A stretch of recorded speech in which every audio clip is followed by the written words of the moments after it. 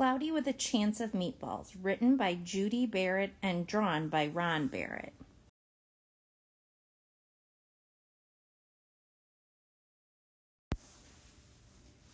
We were all sitting around the big kitchen table.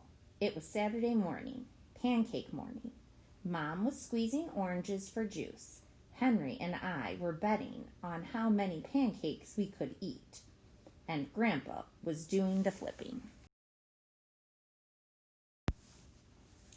Seconds later, something flew through the air, headed towards the kitchen ceiling,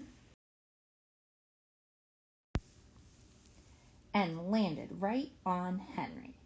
After we realized that the flying object was only a pancake, we all laughed, even Grandpa. Breakfast continued quite uneventfully. All the other pancakes landed in the pan, and all of them were eaten, even the one that landed on Henry.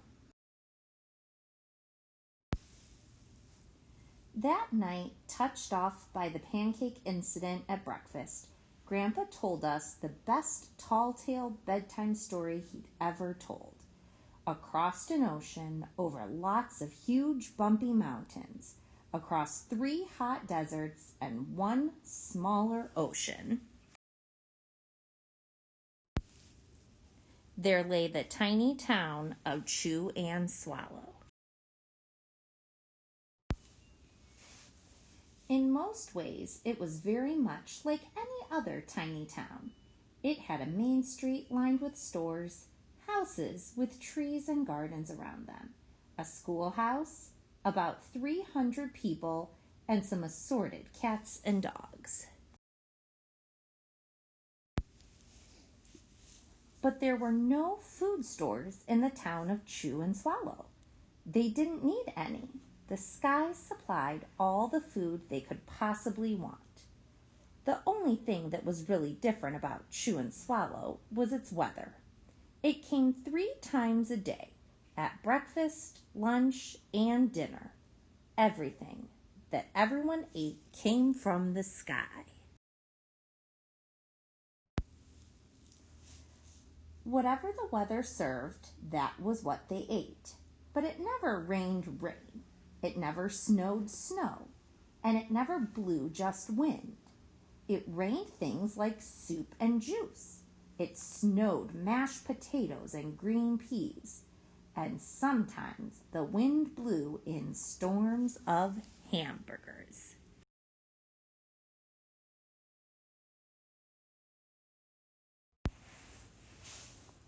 The people could watch the weather report on television in the morning, and they would even hear a prediction for the next day's food.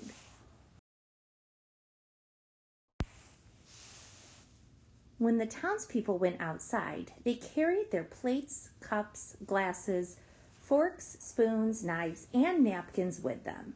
That way, they would always be prepared for any kind of weather.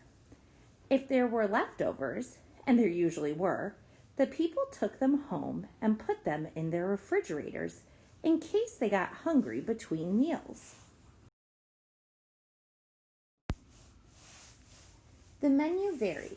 By the time they woke up in the morning, breakfast was coming down. After a brief shower of orange juice, low clouds of sunny-side-up eggs moved in, followed by pieces of toast. Butter and jelly sprinkled down for the toast, and most of the time it rained milk afterwards. For lunch one day, frankfurters already in their rolls blew in from the northwest at about 5 miles per hour. There were mustard clouds nearby. Then the wind shifted to the east and brought in baked beans. A drizzle of soda finished off the meal. Dinner one night consisted of lamb chops, becoming heavy at times, with occasional ketchup. Periods of peas and baked potatoes were followed by gradual clearing, with a wonderful jello setting in the west. The sanitation department of Chew and Swallow had a rather unusual job for a sanitation department. it had to remove the food that fell on the houses and sidewalks and lawns. The workers cleaned things up after every meal and fed all the cats and dogs. Then they emptied some of it into the surrounding oceans for the fish and turtles and whales to eat. The rest of the food was put back into the earth so that the soil would be richer for the people's flower gardens. Life for the townspeople was delicious until the weather took a turn for the worst. One day there was nothing but gorgonzola cheese all day long. The next day there was only broccoli, all overcooked. And the next day there were Brussels sprouts and peanut butter with mayonnaise. Another day there was a pea soup fog. No one could see where they were going, and they could barely find the rest of the meal that got stuck in the fog.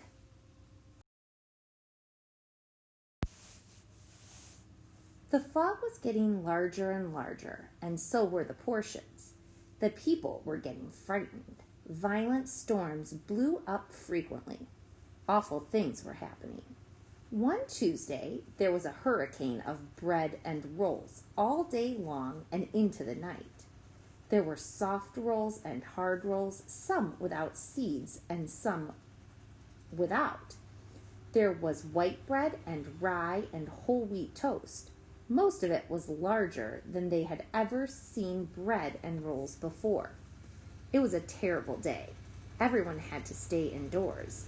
Roofs were damaged, and the sanitation department was beside itself. The mess took the workers 4 days to clean up, and the sea was full of floating rolls. To help out, the people piled up as much bread as they could in their backyards. The birds picked at it a bit, but it just stayed there and got staler and staler.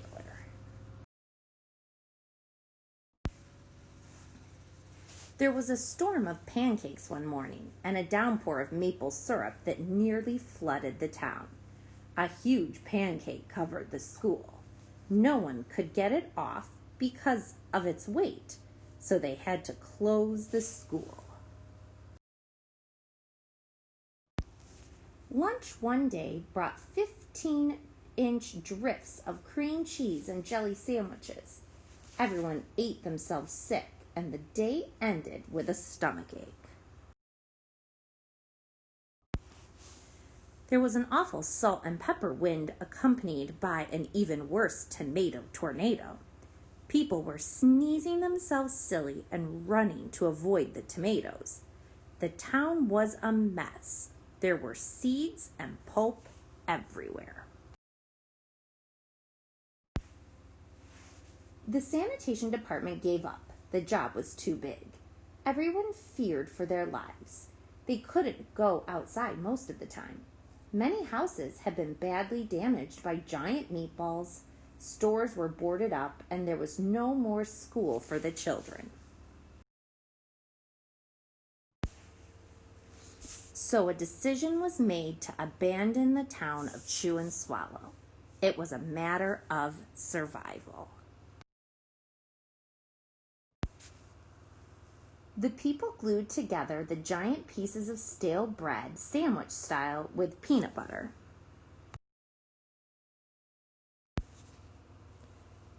Took the absolute necessities with them and set sail on their rafts for a new land. After being afloat for a week, they finally reached a small coastal town, which welcomed them. The bread had held up surprisingly well enough for them to build temporary houses for themselves out of it. The children began school again, and the adults all tried to find places for themselves in the new land. The biggest change they had to make was getting used to buying food at a supermarket. They found it odd that the food was kept on shelves, packaged in boxes, cans, and bottles. Meat that had to be cooked was kept in large refrigerators. Nothing came down from the sky except rain and snow. The clouds above their heads were not made of fried eggs. No one ever got hit by a hamburger again, and nobody dared to go back to Chew and Swallow to find out what had happened to it. They were too afraid. Henry and I were awake until the very end of Grandpa's story. I remember his good-night kiss. The next morning we woke up to see snow falling outside our window. We ran downstairs for breakfast and ate it a little faster than usual so that we could go sledding with Grandpa.